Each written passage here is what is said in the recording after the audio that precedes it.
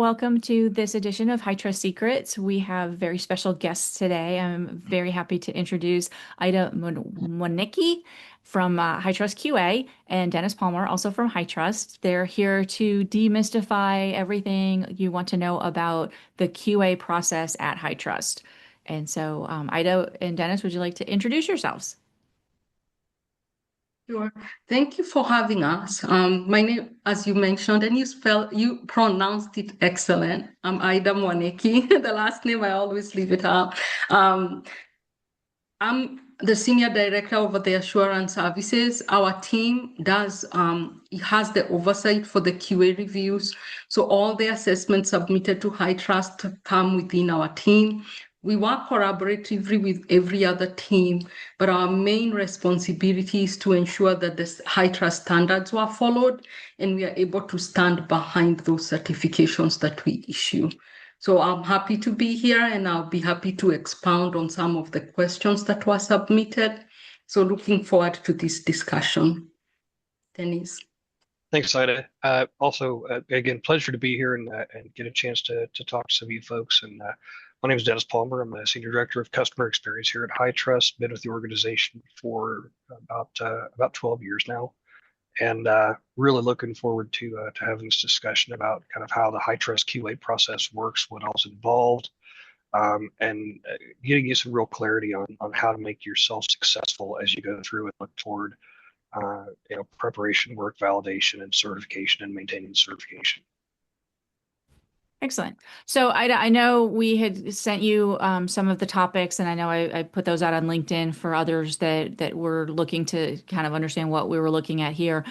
Is there any particular order you wanted to go in? Did you kind of want to, segment things off and kind of talk about topics as however you want to do it? From the questions that were submitted, some of the topics, as you had listed them, can be combined.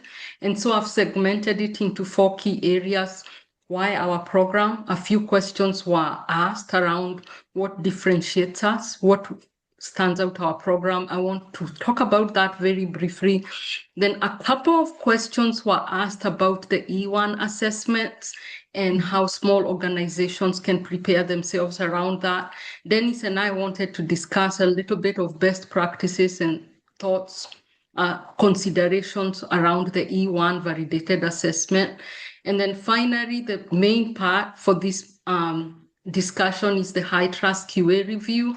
That's segmented into 2 additional sections. The pre-QA, which is after submission, what happens before we accept the assessment.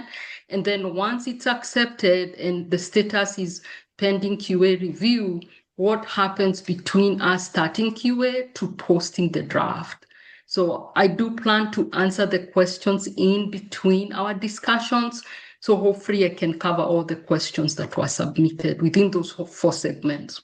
Excellent. Yeah, and we have a very open forum here. So, if anybody has questions along the way, please feel free to stop us and take a look at it. If it gets kind of, if we find we're losing time, then, we'll wait and hold questions to the end. But we kind of like that collaborative kind of feel of, that way it's not just Iddah talking for the entire hour, but it's more of that collaborative kind of spirit here. So by all means, jump in, anybody who has questions along the way. So go ahead.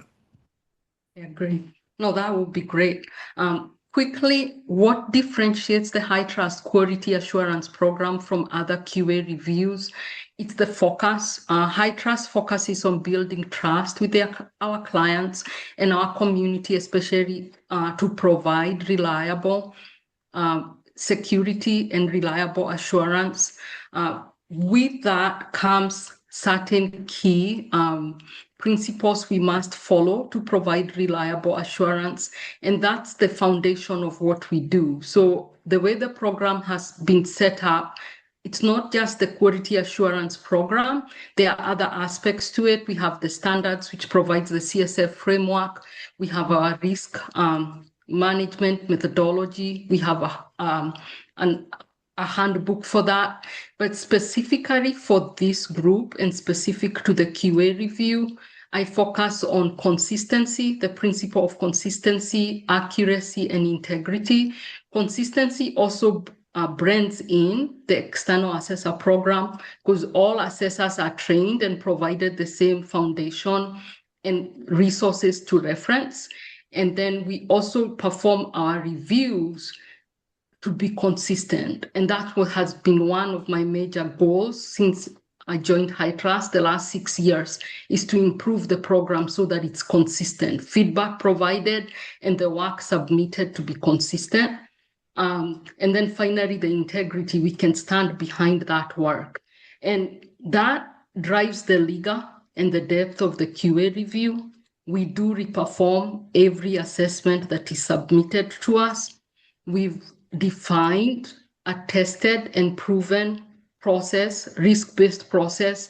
And I'll talk about a little bit about that with the pre-QA review, because we are able to grade the assessments and determine which ones are potentially high risk, so we take a larger sample.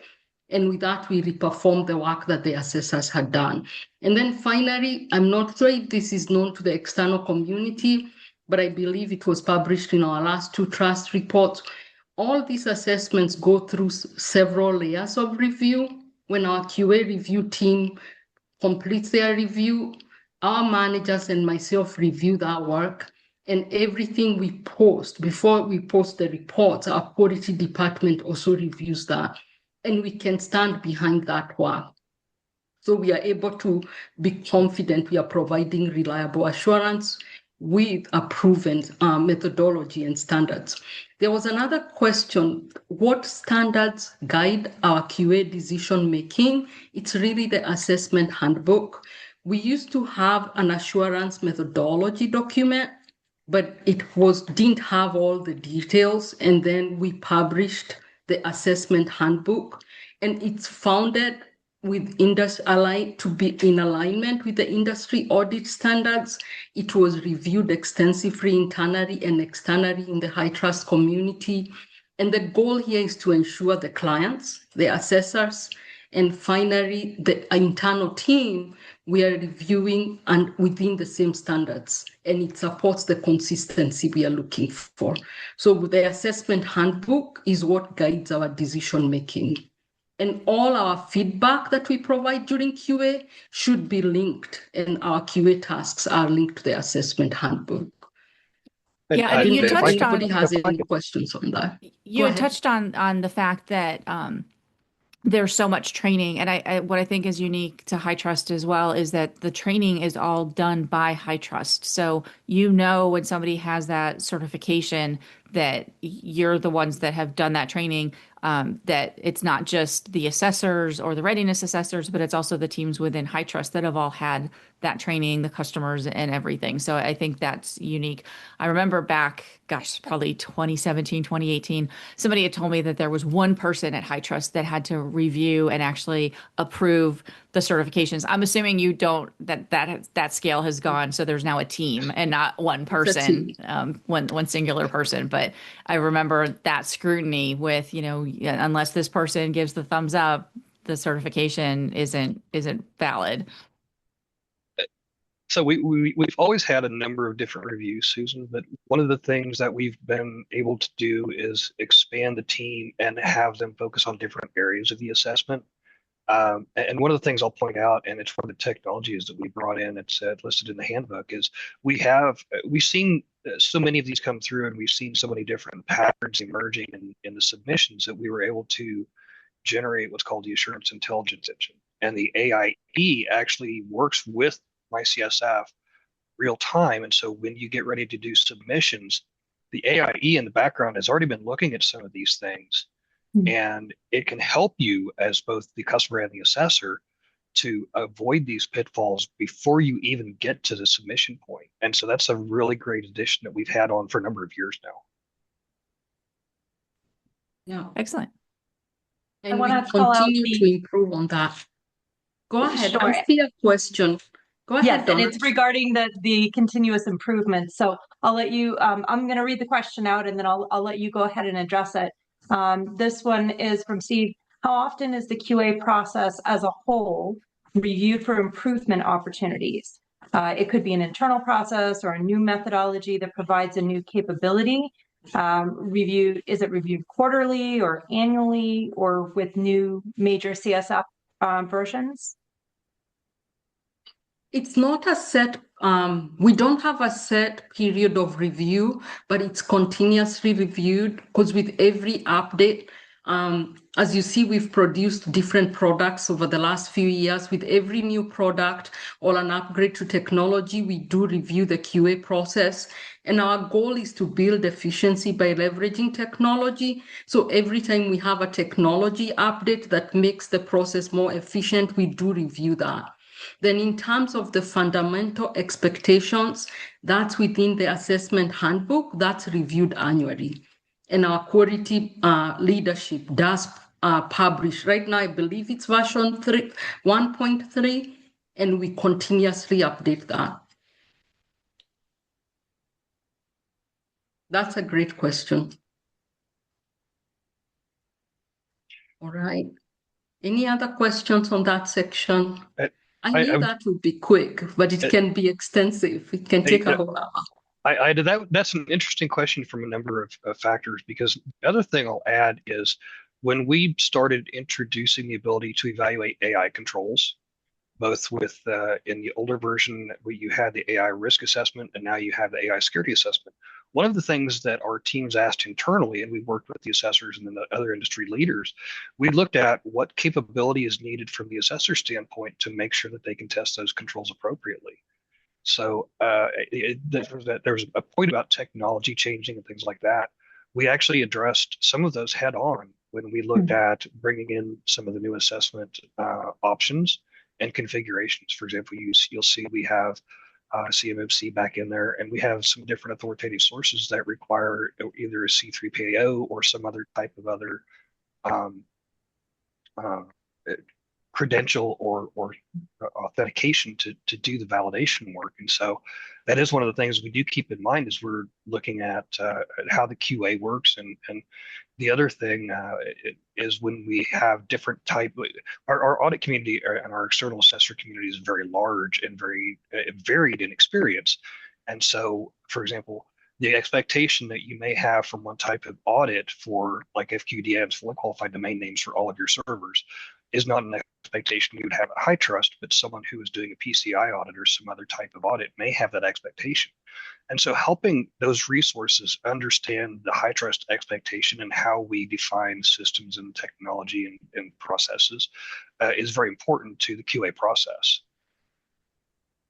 And Dennis, that's a good point and a great point, segue to ask Donna, if you'd post the link to my CSF I have that. help, that's another resource that would provide a little bit of that, especially the reference section, because it does provide some of that guidance. It's not in the assessment handbook, but it's a resource that the assessors, all the assessed entities can use. If you click on the references,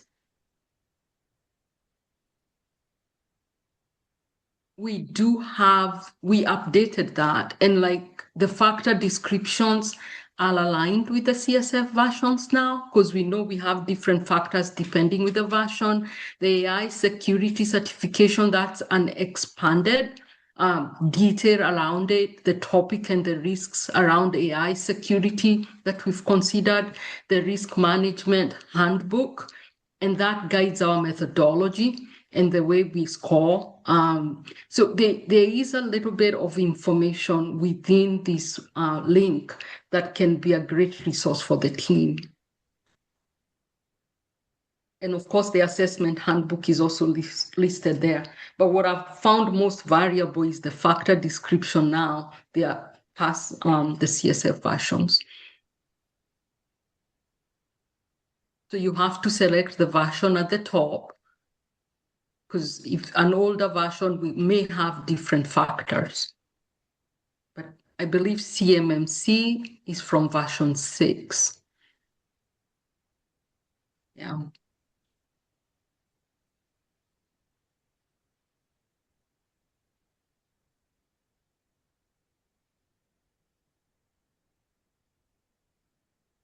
And it expands even the AI security factors if somebody wants to see the descriptions. Yeah, this is definitely very helpful. But one of the challenges, Susan, is occasionally you'll have organizations who they'll look at some of the extra compliance factors that are available and may not know which ones to select, and so they're either having to come back and work with one of your HITRUST customer success managers, or an external assessor or some other type of resource to help them understand that. So we wanted to put this out to help make sure that when you select that different, they used to be called authoritative sources, and we've changed that to compliance factors when we went over to the compliance insight reports that are available on some of those. But it's really helpful to have a kind of an understanding of what that's going to bring in as far as a coverage and a workload expectation. Yeah, definitely very helpful. The next portion, we had a number of questions around E1. We wanted to touch that as a topic on its own. And I wanted to highlight a couple of things that will surprise this group. From the questions, it looked like there is a challenge around the E1 assessments, but I had a surprise update for you. E1s are the cleanest assessments we see in QA. We've had a couple come through where we don't even open any QA tasks, and they post within a week. We can start the QA review on Monday, and by Friday, that customer has their report. So I thought that will surprise this group because the question seemed to indicate challenges, but we also know there are challenges. But I wanted to give you that good news. And L2, I'm yet to see one that comes without at least one question, but the E1s, we have a couple that have posted very quickly. And that's a testament of good work and good preparation by those clients. Can you elaborate maybe on a couple of areas where people need to be more buttoned up on an E1? Because I think that's what people are really reacting to, is they know they are unable to rely on policy and procedure for any maturity, any part of that maturity score.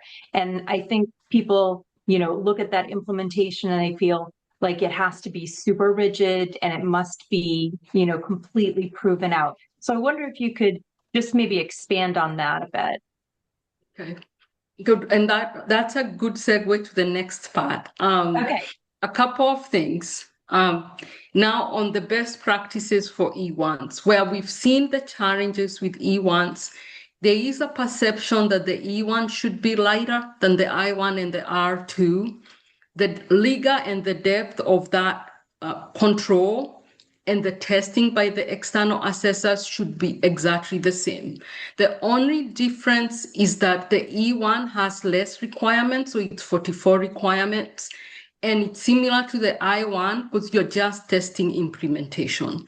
What we need to keep in mind, because there is no policy and process, the customer needs to meet each of the evaluative elements for each requirement because they're supposed to have an effective control in place.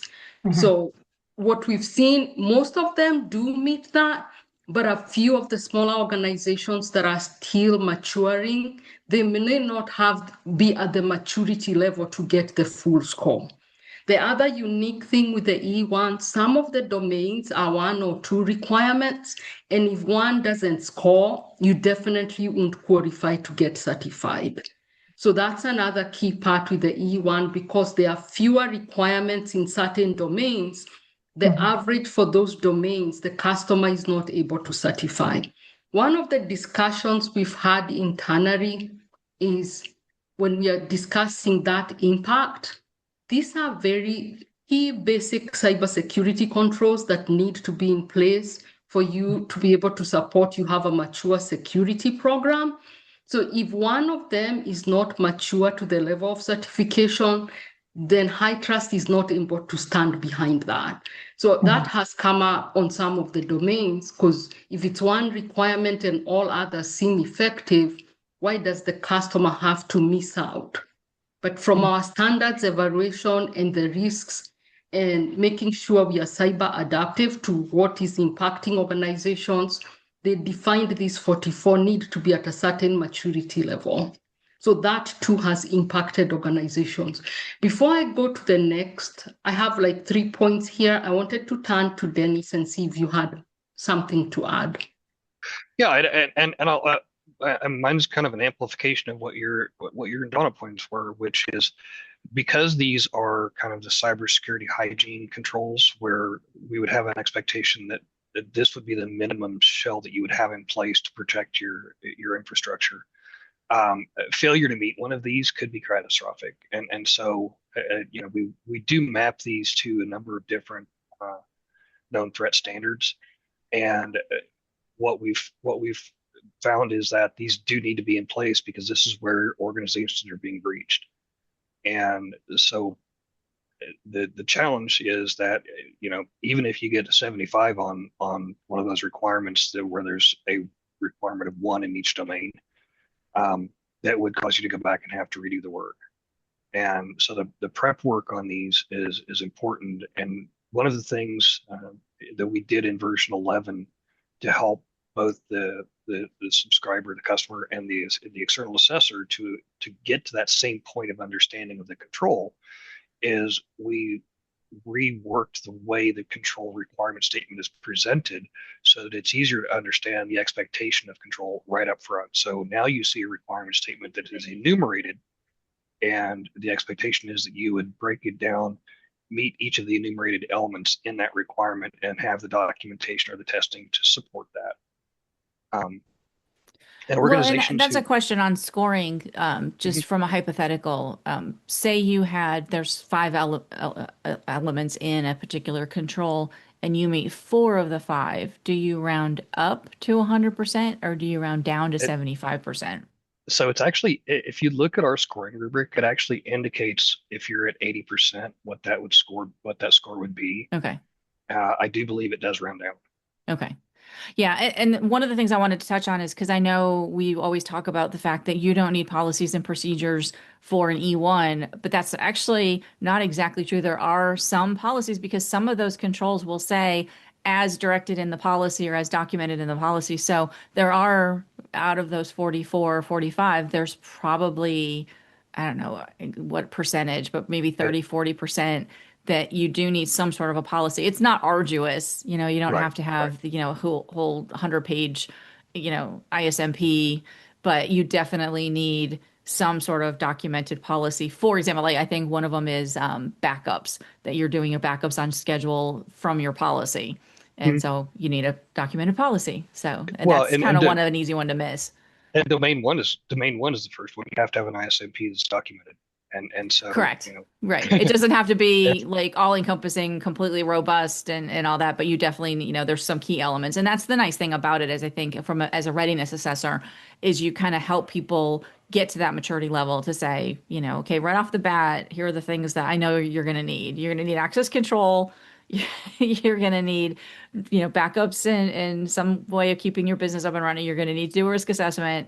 But there's that extra stuff for an I1 or an R2 that you don't need. But I remember hearing them going, well, how could you have a program with no policies? Because that's usually, as a compliance person, the first thing you do is, well, show me your policies. So, and part of that came from growing out of meeting a federal requirement for OCR, which is whenever you have Office of Civil Rights come in, one of the first things they do is examine your policy and your procedure documentation before they even start testing.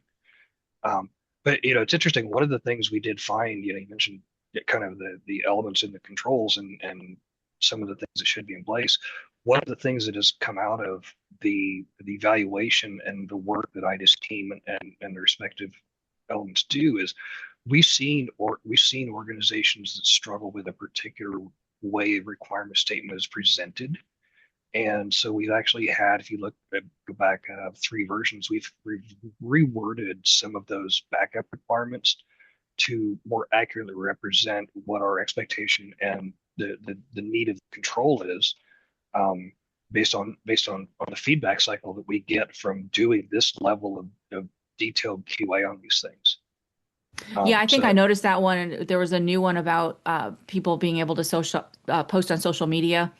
And that one was reworded to, to be a little bit less strident about, the fact that they have to be I think it was almost that they had to be told, yes, this is part of your job, et cetera, et cetera. And, in a healthcare situation, everybody's trained, don't post PHI. It's part of your HIPAA compliance training is don't post PHI anywhere outside of the organization and in the standard repository. So that one was for me always hard to prove because you're like, well, the marketing team doesn't have access to it anyway, but even if they do, they're all trained, but the clinician's trained the same as the marketing person as far as it's PHI, don't post it.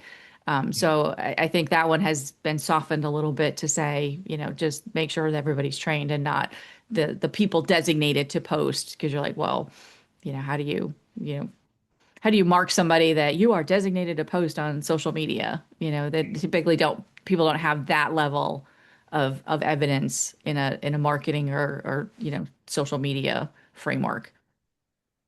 And one thing with the updates you see, we are open to feedback because you are in front of it, you're testing it.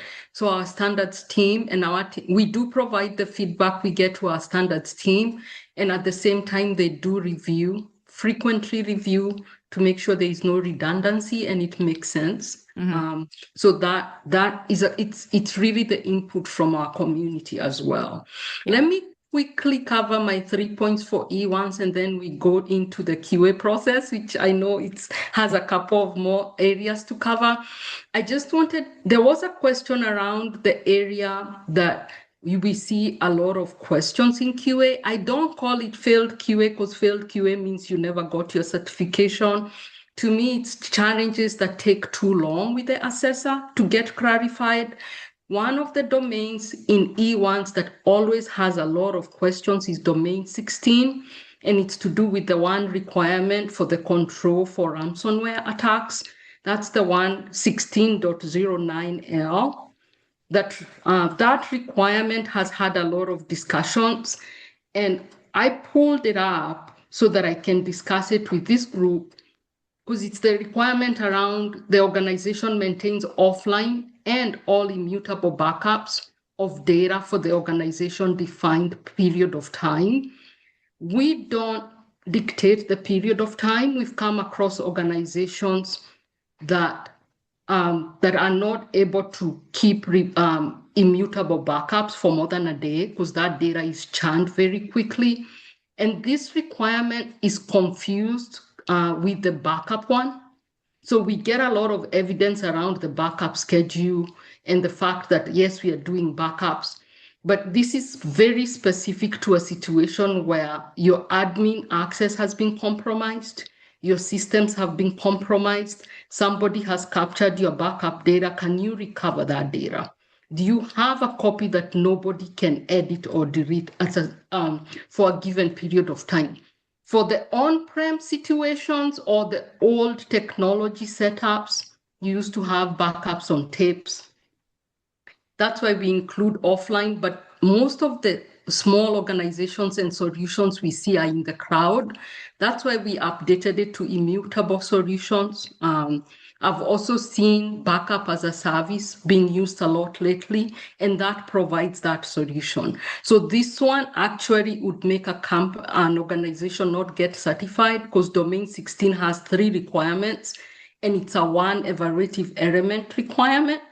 So even if you scored 50% with 3 requirements in domain 16, you won't meet the threshold to get certified. So this one I wanted to point out, it's one that has had a lot of questions because of confusion with the other backup requirement. Then the other question that is applicable here, and I'll be quick, is around areas we see for small organizations around inheritance and reliance. I'm paraphrasing it.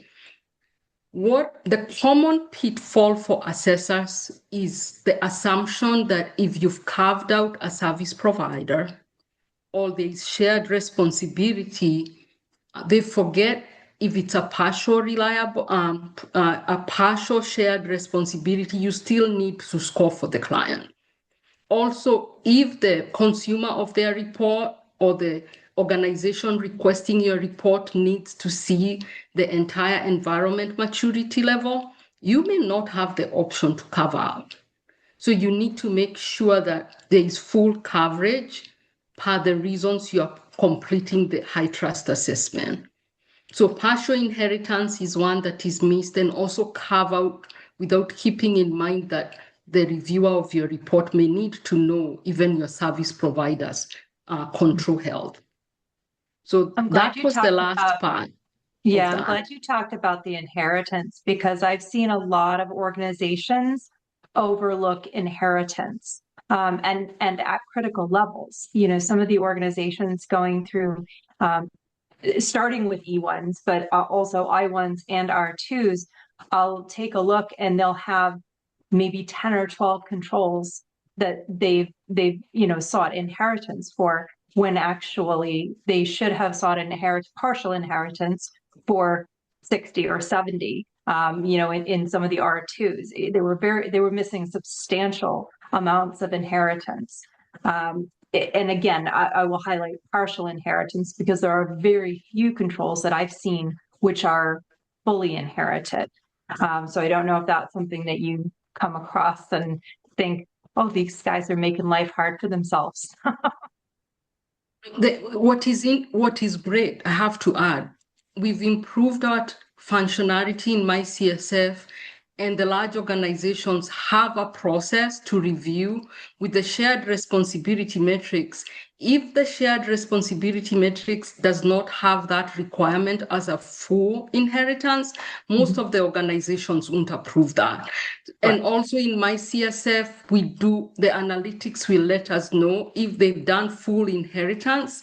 We question that because sometimes contractually, that service provider may be providing full responsibility, even though most of them will be providing shared responsibility. And I'll cover that, Donna, within the QA review, because I have a topic on scope coverage. So that's a good one on all assessment types. Final on the E1s, I just wanted to leave it with this community. We are seeing a lot of assessors put less time in their external assessor timesheet. And it's okay. If you take like a month or 2 weeks, that's fine. But if your data was pulled 90 days in advance or during the readiness process, during QA, we want to make sure the data, the observation and inspection data was pulled during fieldwork. So make sure your fieldwork timeline aligns with when that data was pulled. So just a reminder that a lot of questions will come up on the validity of that data during fieldwork. And it's not a good process when we kick it back and you have to pull that data again. This is not common with I1s or R2s. It's common with the E1s because the fieldwork seems to be shorter. Yeah, because I've actually had a client that I've had to kind of stop them and go, well, we're not submitting until June, so we can't start gathering evidence until beginning of April. It's like, don't, as much as you want to plan for it and all that, we can't actually start collecting any of that for a while. So I've had just this week already. I've already had those conversations with 2 customers, and it's part of it is having the assessor and the customer with the same set of expectation of when the data is going to be pulled. And if you look in the handbook, there are times where you can pull population and then pull the sample during the testing period. So we're trying to find ways, especially on the larger assessments. So if you're trying to select samples for 300 or 400 requirements, that little bit of prep work on the front side, and especially documenting in your test plan, so that when the QA team looks at it, they can see we expect to pull populations at the 15-day mark, and then start sampling at the 0-day beginning of testing, and that should be documented in your test plan, and that way we know what the expectation is when we're looking at dates and things like that. Yeah. I mean, because typically it's only you can go a little early, like if it's an annual thing, if it's the risk assessment was done, well, obviously you're not going to necessarily be within that 90-day window for a risk assessment if you're doing one annually. So that I'm like, yes, you did it 2 months ago. That's great. We can pull that because that's going to constitute your evidence. But, for your endpoints and for your hires and, onboarding and all, we have to wait. Yeah, I would also encourage people to take a look at all of the population files that are going to be requested, because some of them can be grouped. If you're pulling different sections of new employees, employees who have left, employees who have switched jobs. See if you can get different data points all within the same file for all your employees, because then you can slice and dice those with filters. It will make your life easier. It will make the assessor's life easier. And it'll just streamline things that little bit. And you'll be able to get to the sampling just a little bit faster and save yourself some time where you might need it later on. And another example of that is, especially when you're looking at, for example, like endpoints, and you're looking at the different protective measures needed on those. Instead of going back to this poor system engineers 4 or 5 or 6 times and saying, oh yeah, we need this and this and this, aggregate your request together. They can get it into a single presentation for you, and it makes their life and everyone else's life easier, because you have, like you said, Donnie, you have all the data in that one place, and you can slice and dice and filter down to what the expectation is for that control requirement based on that expectation. That's great. And that covers a few of the other items we are covering in the QA review process. So this is great.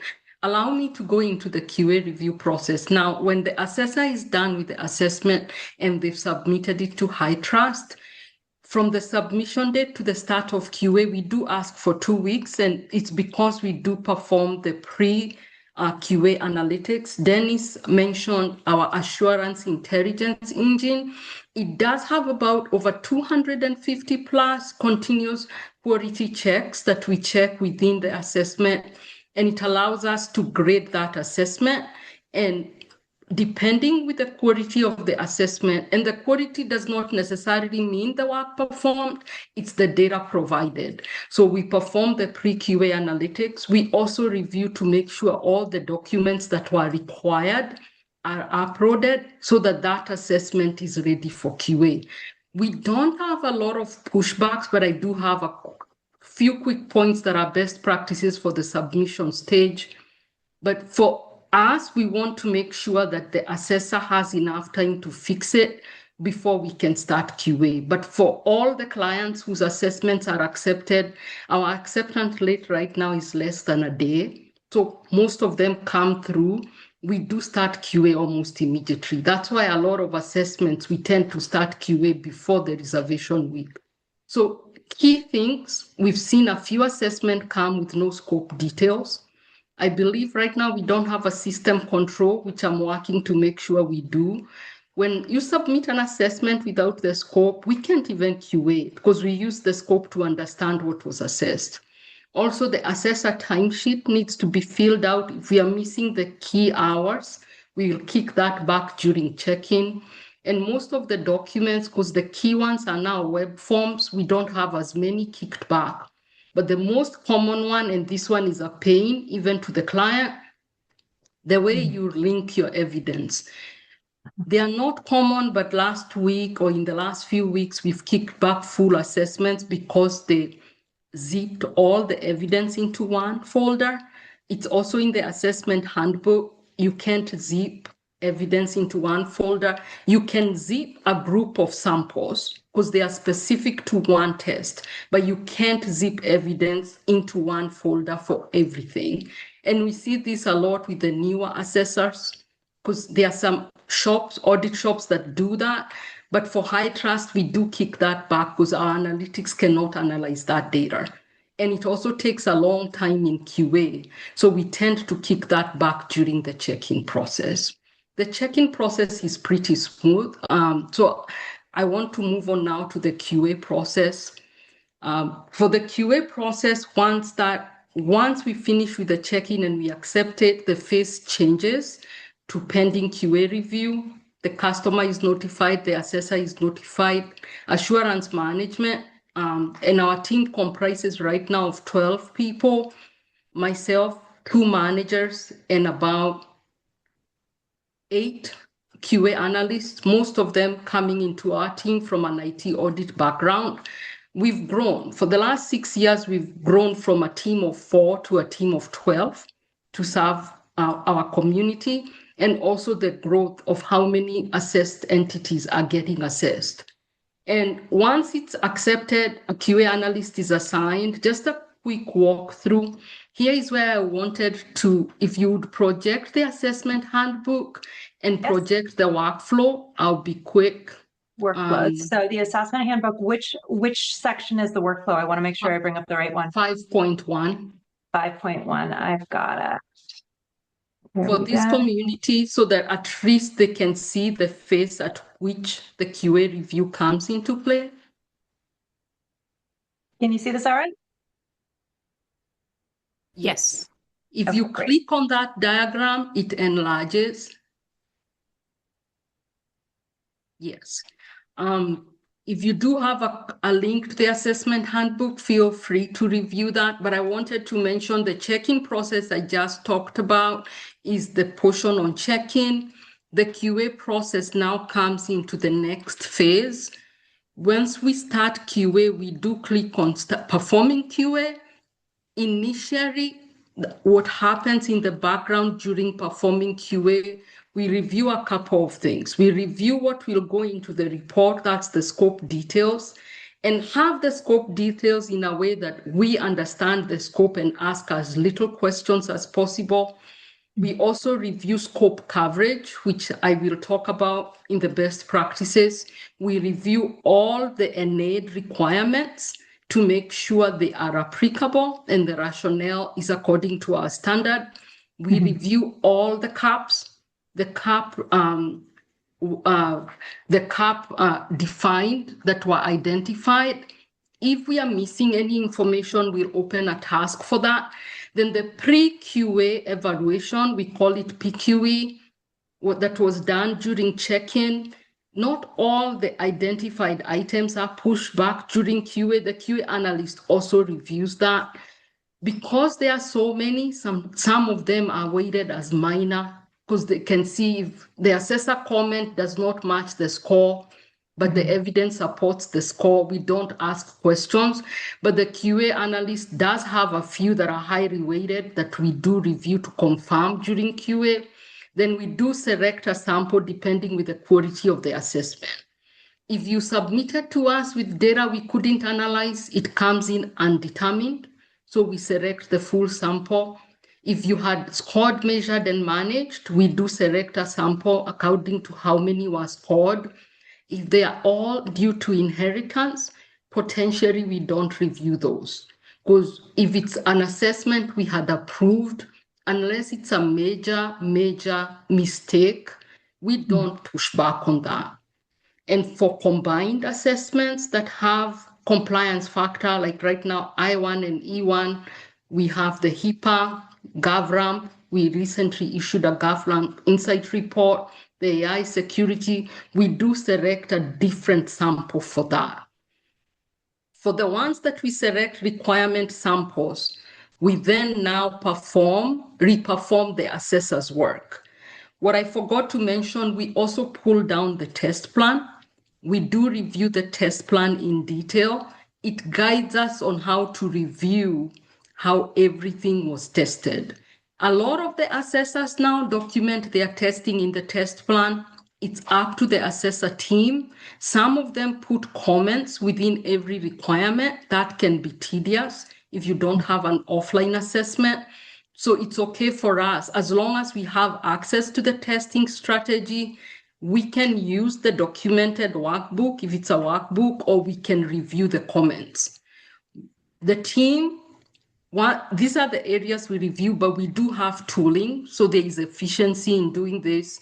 We've built internal tools that generate our review workbooks that pull all this data. If you have a test plan, it's pulled in. If you have comments in MyCSF, they are pulled in. So when we select our sample and we use the tool, we are actually selecting them in a very efficient way. Unless the documentation we are not able to follow, then we'll ask the questions.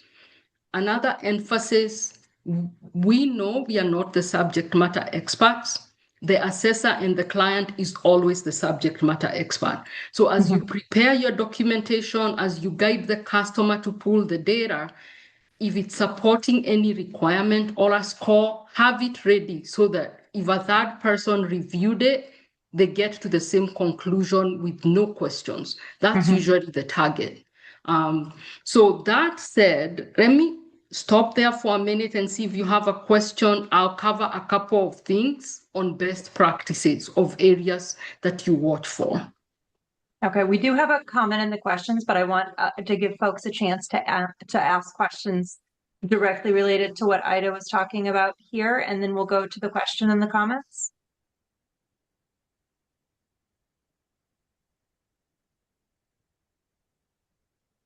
All right.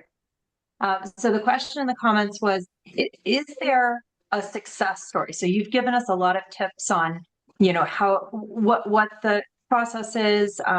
For example, don't zip all the evidence, into a single zip file. And you've given us a suggestion, a little guidance on when it is appropriate or acceptable to use a zip file. What other tips, or is there a success story that you might be able to share to improve the QA process, expedite? You talked about a circumstance where it could come in the beginning of the week and be done by Friday. How do people listening here see if they can get on that boat? That's a great segue to the best practices I was going to talk about, but let me give a success story. I have 2 assessor firms that made it part of their process to reach out and ask good questions. And one of them, initially, their assessments would take long. And I'm talking, I've been with HITRUST now 6 years this May. So I'm talking the last 3 years working actually 4 years working very closely with this firm. They provide high quality work. Their reports tend to go out with maximum 2 weeks. And I have, when I say it's the team, has as little questions as possible, because they tend to have everything in place in a way that if we took their work and never asked them a question, we still get to the same conclusion.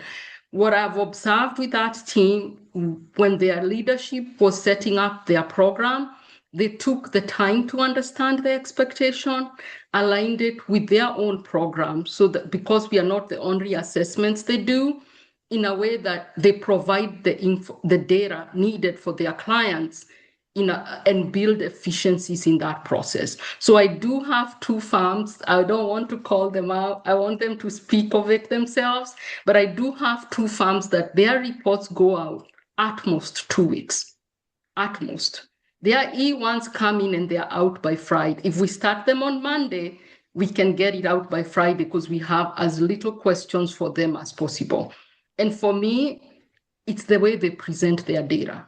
It's not so much that their work is different, it's the way they present their testing data. So is it a write-up that the assessor does, or is it something coming from the client, the assessed entity? Is it certain types of files? Do they use video clips maybe instead of pictures? No. They have their testing strategy, their test plan is very clear. They usually outline what they tested and they list the document names very well. So if you go into their work, they don't put comments in my CSF, but within their testing strategy is very clear. Their sampling lead sheets are within a workbook and they map it very well, so you can get to that very quickly. And the 5 areas I wanted to talk about, they also have that covered well, like the scope details. Look at the bubbles within my CSF. Make sure your scope detail is very clear. Scope coverage, which you had brought up on inheritance and being very clear on the weights of what is inherited. Leverage the baseline shared responsibility metrics. If your service provider does not have a shared responsibility metrics, that does help. And a lot of the assessors do leverage the shared responsibility metrics. And so we don't have as many questions in reliance, but that's another area that sometimes will delay the assessment. Then the NA rationale. The NA rationale power guidance in the assessment handbook has to be concise and address the requirement statement so that our team is not pushing back, because the time our tasks go out and come back, that takes time. And then also the zero population versus NA. I'll end with that because you had a few questions. Another quick win is the CAP details. Just make sure the CAP details are very specific. If it's an R2, it does address the process and procedure if there are concerns around that. But the CAP details is another quick win the assessors can have. And then finally, sufficient support evidence. We had a few questions on what type of evidence becomes sufficient during QA. It's simple. Make sure it addresses the evaluative elements, and also the assessor ensure the data can be reviewed independently and somebody gets to the same conclusion. A lot of the ones that take time, the assessor has all the knowledge, but it's not in the test strategy, and the policy and process or the data is not annotated. So for our team, we are guessing. And what I've asked the team, please don't guess anything, open a task, which increases the time it takes for us to clear that QA. Because if we guess and we are audited by our quality team, which we are, then they may end up categorizing that as a low quality review that was performed. And we don't want to have to go back. The other area on evidence is sampling. If it's an automated control, ensure the sample of one is included. Okay. So it's some of those key areas that are covered. Sure. So there you referenced a number of elements that are more tied to the testing strategy and the testing plan. How can assessed organization or client organizations partner with their assessors to make sure the information is all there? Because I think a lot of client organizations or key people out on the client side may feel like they don't have influence over those things. So how can they maybe collaborate or select the right assessor to help them work through that process as efficiently as possible?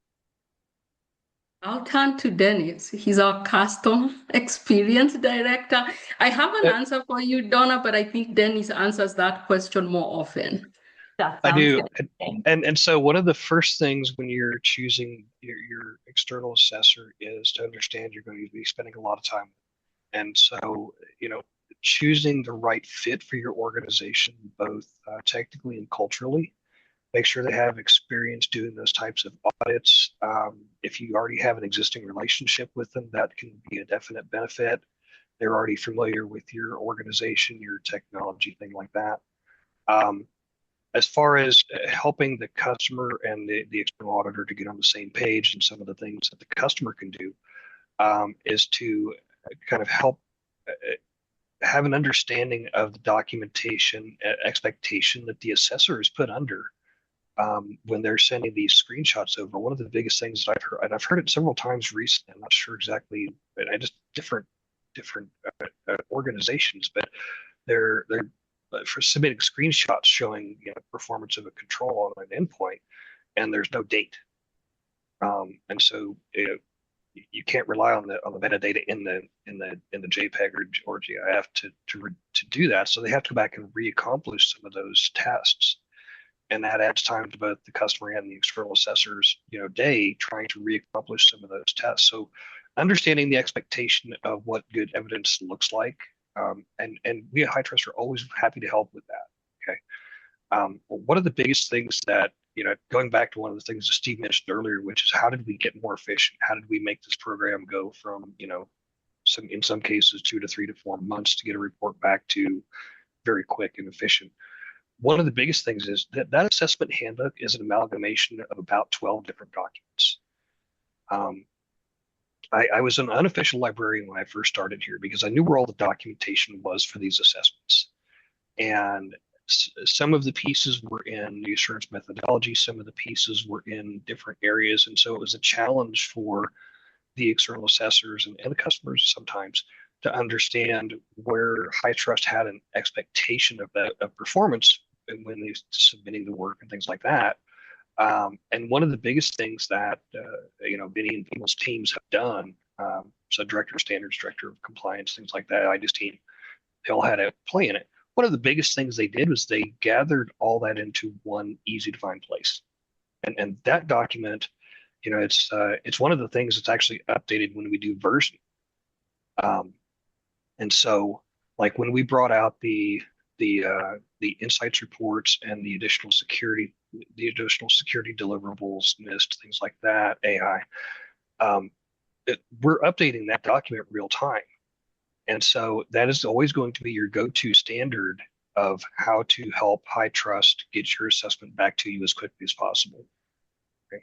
I apologize for the 7-minute answer to a 1-minute question, but that handbook really is such a boon. I go to it almost every day. And like I said, I've been here since 2014. So I always like to go back and make sure that I'm able to provide my customers with the documentation of where did I get the answer? Do you want to do some further reading? Have a different discussion, things like that. Well, and I think if you go through a QA process once and you do get those QA tasks kicked back, you automatically go back to that handbook only because it's exactly where it's all laid out. For example, when you're talking about that, one of the appendices in there is the never NA registry. So here are the controls that should never be marked not applicable. And it's so tempting sometimes to just, it's a zero population and I'll just mark it NA.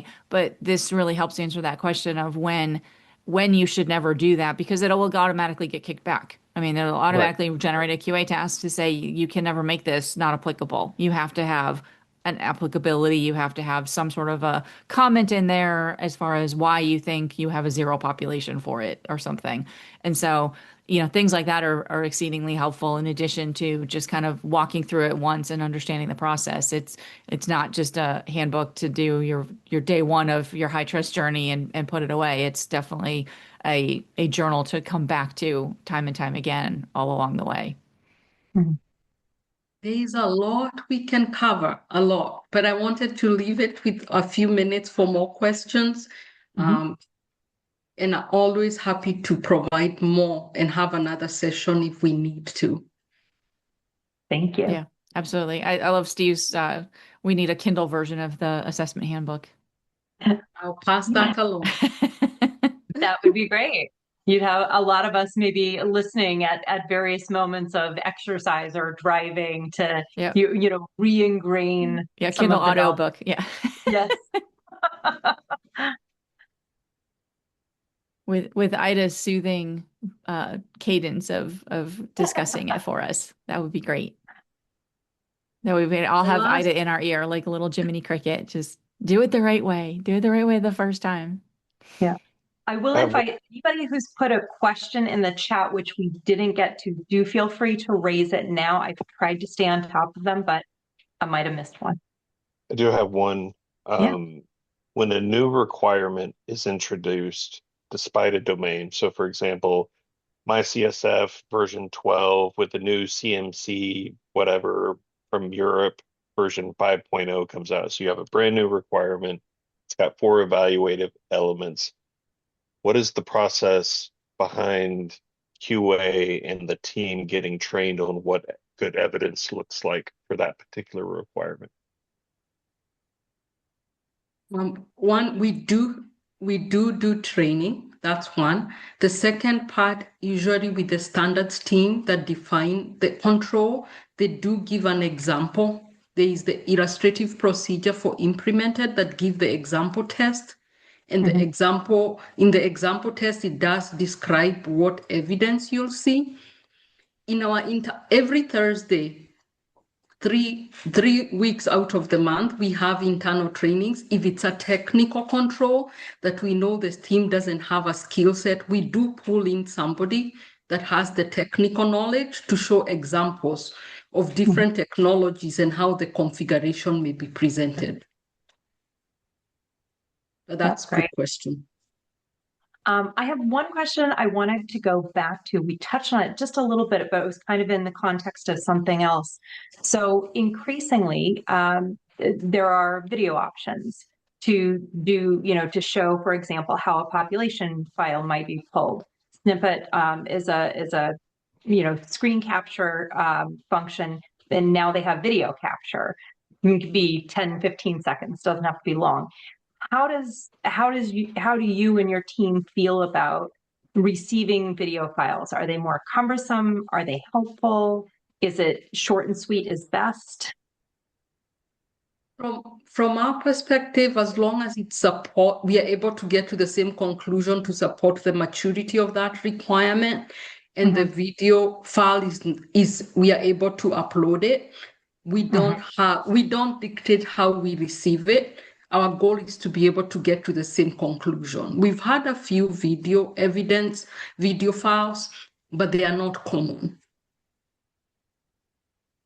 So, and if it's has to be uploaded, then it definitely has to be a very short clip, right? Because otherwise it would be too heavy. Most likely. From And Dennis, go ahead. I was going to say, from a capability standpoint, you're going to have a fairly large, lengthy video, even MPEG or one of the less efficient versions, before you're going to hit anything internal to MyCSF that would cause an issue. The one challenge I will share with you is that if you're going to present video, make sure it's in a commonly used format. And if we need a particular codec or something like that, you may want to look at a self-contained MPEG or AVI or something like that, where because the technician still has to look at it on this end to be able to use that. And that's one of the reasons that you see that we do have certain restrictions on particular types of files. File formats. We've got a lot of different capability, but there are just certain things that, and in some cases, especially with video, a lot of times there's proprietary codecs that we don't have access to, or it would cause a security risk in utilizing that on our systems. Sure. And that would be a whole different conversation. Okay. And I have one more question I want to go to. Iddah, you had spoken about good naming conventions, and I want to dig into that just really quickly. I know we're a couple minutes over.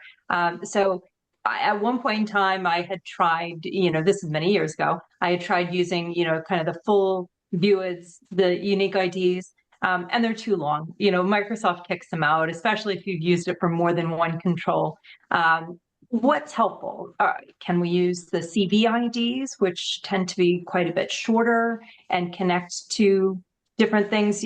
Because I encourage people to use, for example, sample numbers or letters rather than people's names, just to avoid sending employee names or unnecessary personal details in file naming conventions.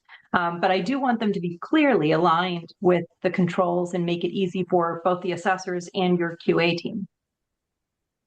I've got it. Oh, I've go got ahead. some good ideas if you'll allow me, because I do this a lot Yes, with please. customers. I do this a lot with customers. That's Okay, his so forte. this is where I live. This is where I live, Yes. folks. Okay, so one of the best methods that I've seen is a combination, and don't you actually mention one of the things that I recommend, which is identify, and part of it will depend on your program setup, but identify the domain that the supporting evidence is for, and also the scoring area. So like D1 P, or PR or I, something like that, dot 0804, and then a date, right? That tells me it's domain 1, control 0804, and that's CVID, and that it was taken on state. Okay, wait, sorry, you said I or P. I might have missed something in there. Right. So kind of like how we construct our requirement statement based on unique identifiers. So I would look at starting with like a domain 1, right? So D1, right? And then like the CVID would be next. So D1 dot 0401 Steve, I'm typing it.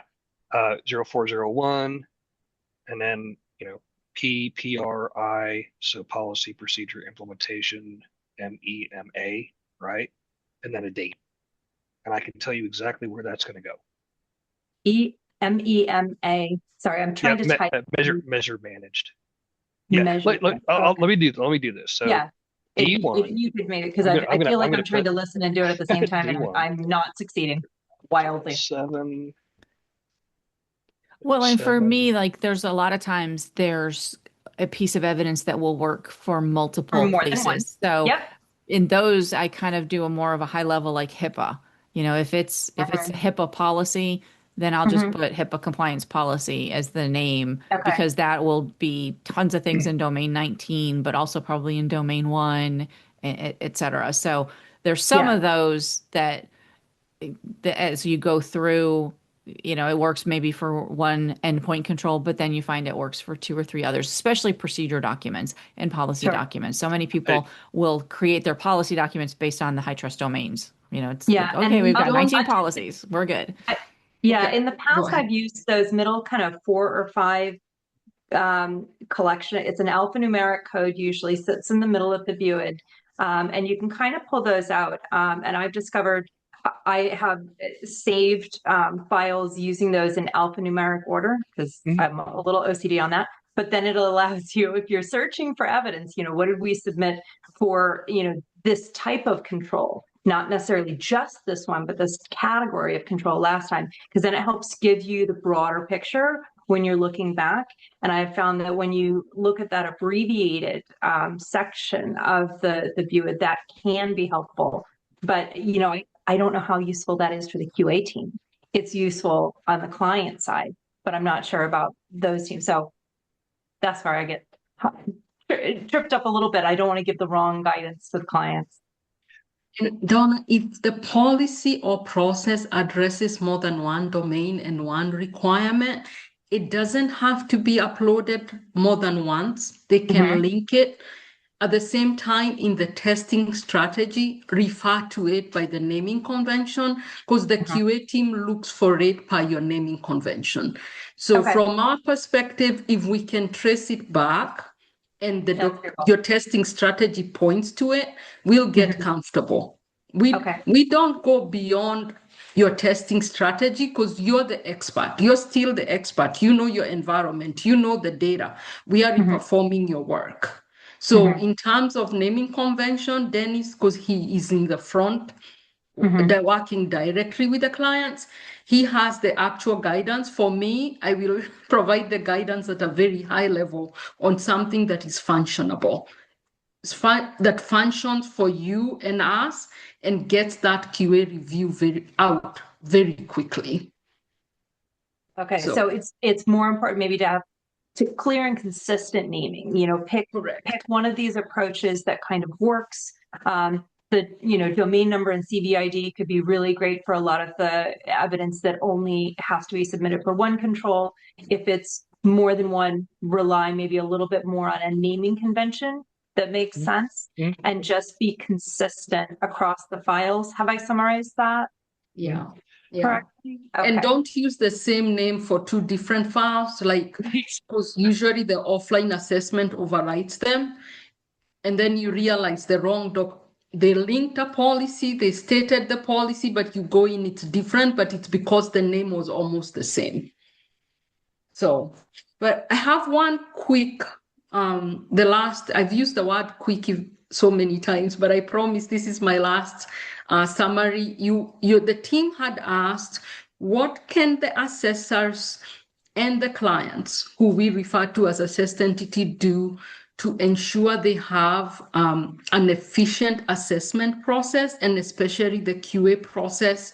Just keep in mind the person receiving your work does not know anything about that environment. What you provide guides them to get to the same conclusion. If the data and the testing strategy is clear and we can reperform with as little questions as possible, you've won, because we are able to review and get to the end of our review without asking questions. And then the other part was always leverage the assessment handbook. Our review and feedback will always be based on that. So always leverage that. And Dennis mentioned it, Susan mentioned it, the assessment handbook is key. And we always go back to it. And if there are any questions before you submit, leverage HITRUST. Dennis is a resource, assurance and quality is another resource. We are always available to work with you to make sure the process is efficient and the customer gets the report in a timely manner. Absolutely. Thank you so much. Don't want to take up any more of your time today, but we have an open invitation. So anytime you want to come back, jump in, answer more questions. We'll definitely schedule another session, maybe quarterly, so we don't take up too much of your time, but we probably will have follow-ups and things like that. But definitely you are welcome any Thursday you want to come and join us live. Thank you so much for your time, Iddah, Dennis. Greatly appreciate it. Thanks for everybody who's joined and submitted questions. Yeah, this was a great session. Happy to be here. Happy to join in and talk. And looking forward to those quarterly sessions, because we definitely have new things coming up. If they impact our QA review or the assessment handbook, we are happy to be here to discuss them. Perfect. Thank you. Thanks so much. Bye, everybody. Bye.